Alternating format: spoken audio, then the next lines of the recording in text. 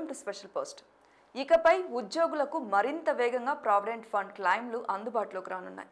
ఈ విషయాన్ని కేంద్ర ప్రభుత్వ నియంత్రణలో పనిచేస్తున్న employees provident fund organisation EPFO గురువారం అధికారికంగా ప్రకటించింది.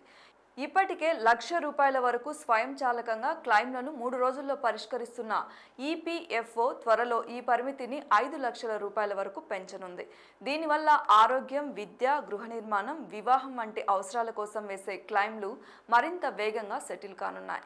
3 రోజుల్లో 69 లక్షల క్లెయిమ్లు పరిష్కారం. 2025 ఆర్థిక సంవత్సరం ప్రారంభమైన ఏప్రిల్ 1 నుంచి జూన్ 5 వరకు మొత్తం 68.96 లక్షల క్లెయిమ్లను ఈపీఎఫ్ఓ 3 రోజుల్లోనే పూర్తి చేసింది. ఇది మొత్తం దాఖలైన క్లెయిమ్లలో 50% అని అధికారులు వెల్లడించారు.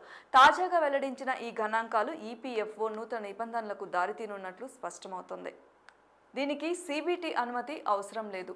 ₹5,00,000 ఆటో క్లెయిమ్ సెటిల్మెంట్ అమలుకు EPFO central board of trustees అనుమతి అవసరం లేదని, దీనిని కేవలం ఈపీఎఫ్ఓ ఎగ్జిక్యూటివ్ డెసిషన్తోనే అమలు చేయవచ్చని అధికారులు తెలిపారు.